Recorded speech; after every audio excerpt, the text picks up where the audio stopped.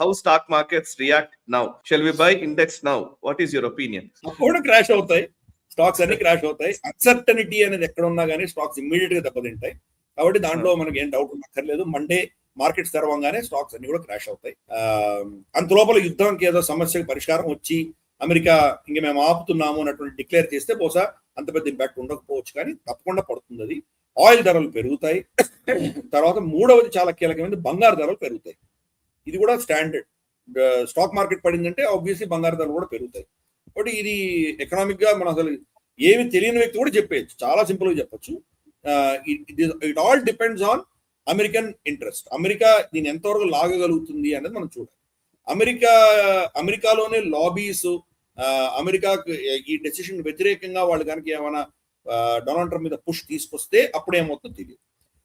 మొత్తం యుద్ధంలో straight of Hormuz నుంచి మనకు ప్రపంచవ్యాప్తంగా 20% చమురు స్ట్రేట్ ఆఫ్ హార్మోస్ నుంచి వెళ్తుంది.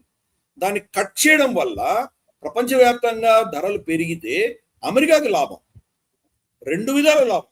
వాళ్ళ డాలర్ల డిమాండ్ పెరుగుతుంది, ఎందుకంటే డాలర్లోనే ఈరోజు కొనుగోళ్లు అమ్మకాలు జరుగుతున్నాయి కాబట్టి ఎక్కువ డాలర్లు కావాలి, ఎందుకంటే ధరలు పెరిగిపోయాయి కాబట్టి డాలర్లు ఎక్కువ కావాలి.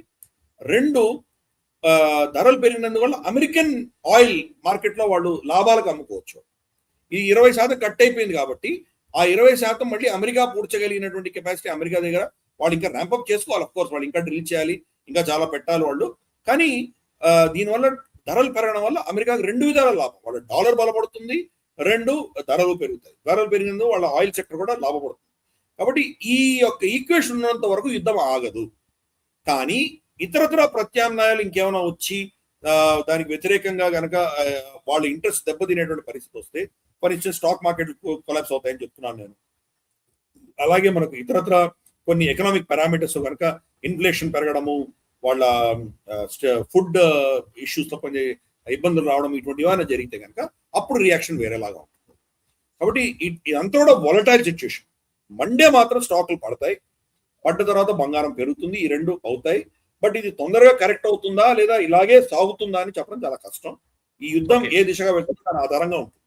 ఇంత లోపల సపోజ్ ఈ 20% ఫ్యూయల్ ని ఇంకెవరైనా కనుక దాన్ని భర్తీ చేయగలిగితే, ఫర్ ఇన్స్టెన్స్ రష్యానో, నైజీరియానో, వెనెజులానో, ఇతరత్ర దేశాలు దీని మీద, ఈ గల్ఫ్ మీద ఆధారపడనటువంటి దేశాలు భర్తీ చేయగలిగితే బహుశా మళ్ళీ ధరలు నార్మలైజ్ అవుతాయి, స్టాండర్డైజ్ అవుతాయి. లేదంటే కనుక డెఫినెట్ గా ఇది వాలటైల్ సిచ్యుయేషన్ లోకి వెళ్తుంది.